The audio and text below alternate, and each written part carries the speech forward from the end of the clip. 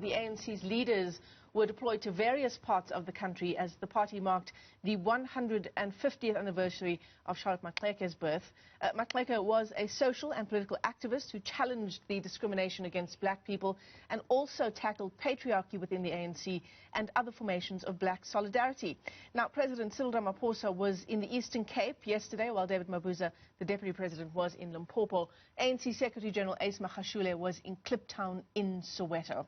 So our political editor, Sbu Ngalwa, joins us now to unpack the various programs that took place just yesterday under the banner, Sbu, of marking the birth of someone who was a giant in our own country's history, Charlotte Maxeke. I suppose the big question was always going to be, do we mark a legacy such as hers in the right way at the same time when there are so many massive challenges facing the governing party? Look, Michelle, I think it's always important to celebrate and to recognize the contribution of various heroes. But I think also the question becomes, did the ANC or can the ANC do justice to her legacy? I mean, the reality is that this was the first time that we have a woman honored in this way that Charlotte Maxeke has been.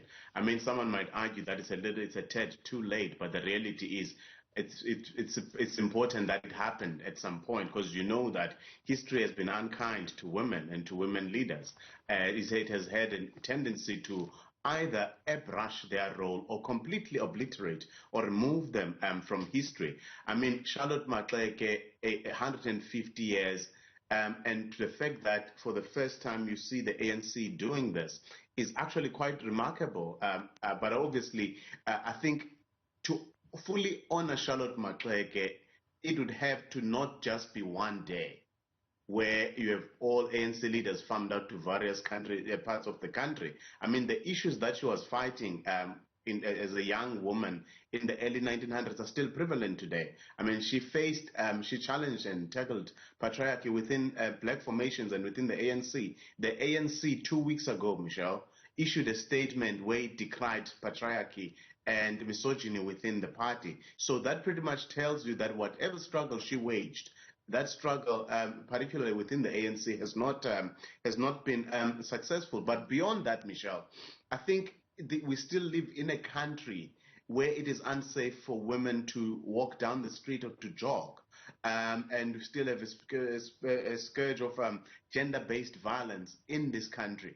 So if you look at what Charlotte Maxeke, as I'm saying, you reference what she did then and bring it to today, you can then safely argue that that struggle pretty much continues. And I think for the ANC, I mean, you were raising this point now, we're talking to the colleagues about the kind of legacy and do we have people to celebrate. The reality is that, in fact, Kgalema Motlanthe put this thing very beautifully. He said that a party that celebrates its history over its current is no different from a party that's celebrating dead bones. And that's the reality, that the ANC currently can only hark back to its rich history, because there is no shortage of leaders and heroes and heroines who contributed to the struggle. But the question is, what state is the ANC today, and what has the ANC done to carry forward the legacy of those very people? Would Charlotte Maxeke, if she were to wake up today, wake up and say that this is the ANC that I recognize, or this is the country I fought for?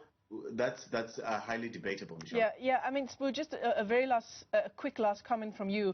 The president himself yesterday had some strong words to say about what Charlotte Maxeke would say were she alive today about, in particular, those who take part in corruption, those who reject decisions from the ANC's highest decision-making body. That's correct, Michelle. Obviously, he was always going to use the example of Charlotte Maxeke to contrast the current leaders, and I think it was quite interesting. I was there at Forte when he addressed that memorial lecture, and next to him was Bathabile Dlamini, whom we know that politically they do not see eye to eye, but obviously I took that message to also be the message to Bathabile Dlamini and the leadership of the ANC, because remember, the last time that Bathabile Dlamini was in the public eye, it's when she was alongside Ace Magashule at the court in Bloemfontein, where he was appearing for fraud and corruption, and actually she was quite clear in her belief, and she's steadfast in her belief that Ace Magashule is being persecuted. And this is the very same person who also vocally supports Jacob Zuma and his stance of defiance against the court. So that message was not just a message to general South African. That message was a message by President Ramaphosa to members of the ANC and to leaders of the ANC. And I think that he also finds fertile ground for himself, for him to be bold about these issues, flowing from the last NEC meeting, where I would argue that he came out strongly. That's the meeting that gave Ace Magashule 28 days. But also he's in a province where he enjoys the full support